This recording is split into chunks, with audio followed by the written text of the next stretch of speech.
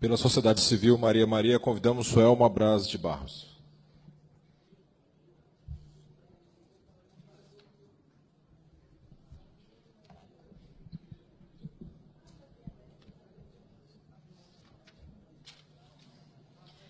Bom dia a todos, a todas, né? Cumprimento o novo presidente.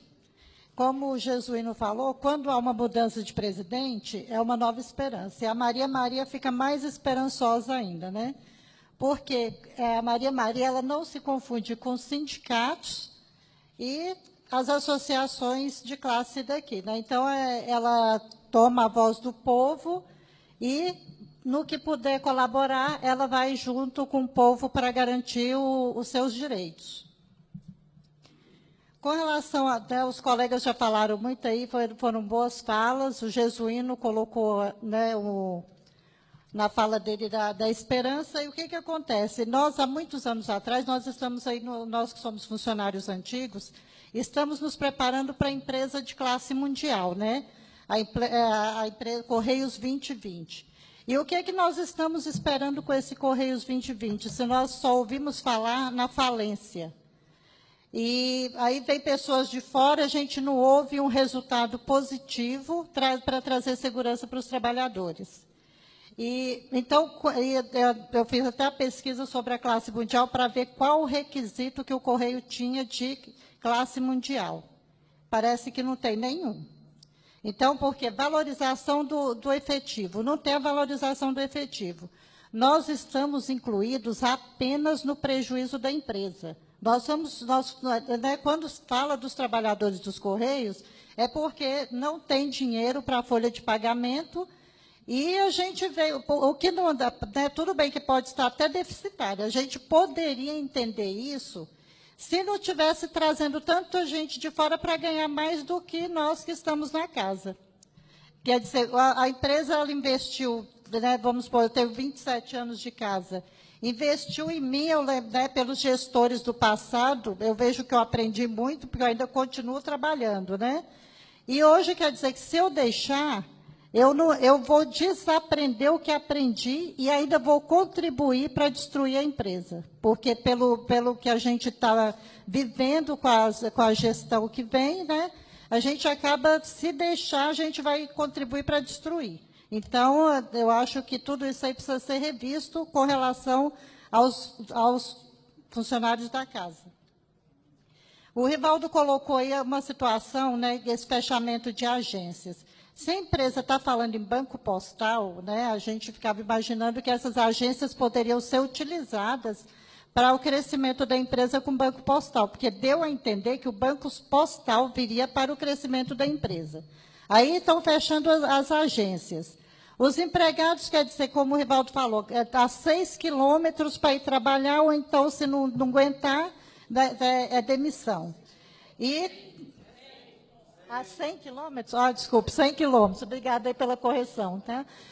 E o que acontece? E, nesse meio, a Maria Maria recebe, né, mensagens de mulheres que estão ficando longe de casa com filhos pequenos. A empresa ela tem o caráter social.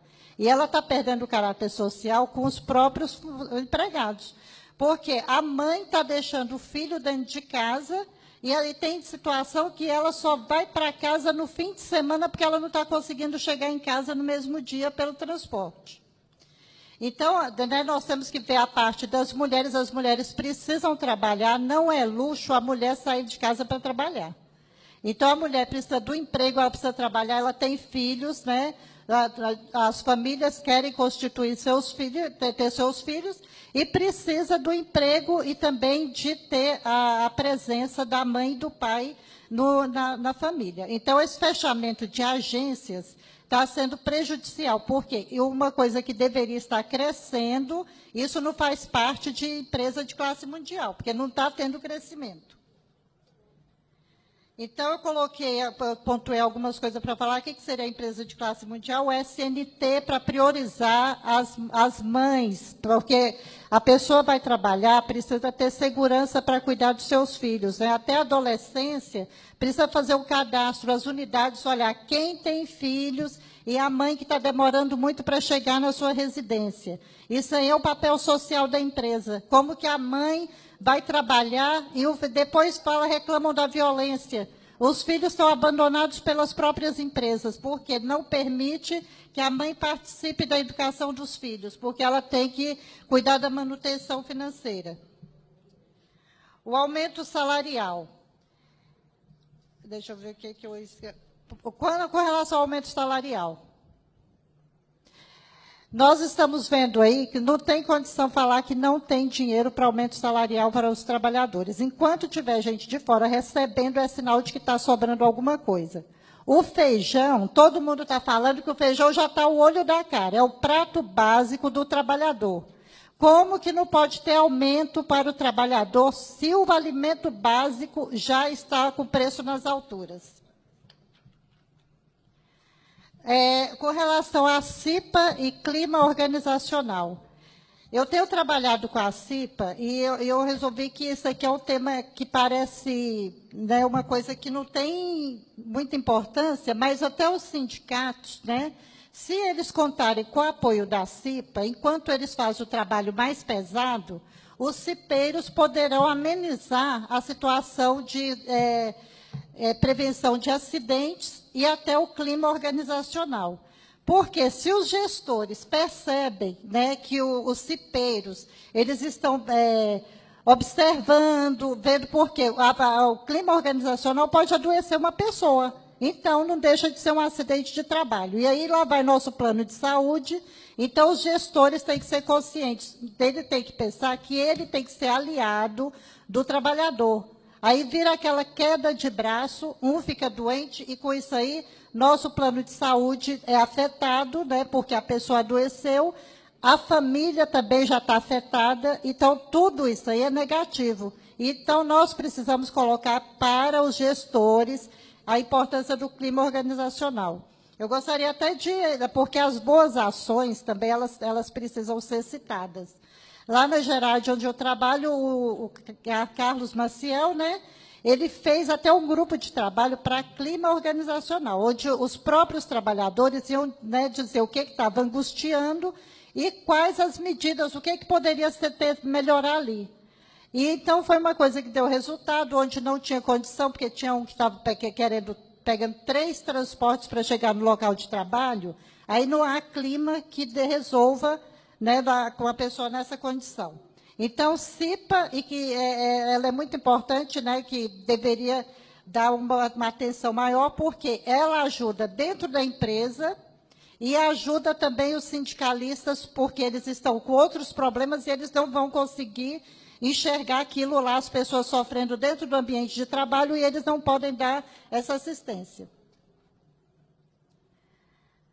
O Postales, né, vamos ver aí agora com a posse do novo diretor administrativo financeiro, que nós temos agora uma esperança de um trabalho diferenciado para ver, né, se o presidente aí consegue pagar pelo menos a RTSA para resolver esse problema, para minimizar pelo menos. Uma situação que eu não queria nem trazer, mas fui obrigada porque os colegas estavam pedindo, e eu fui... O Estatuto do Conselho de Administração e Regulamento Eleitoral do Conselho de Administração.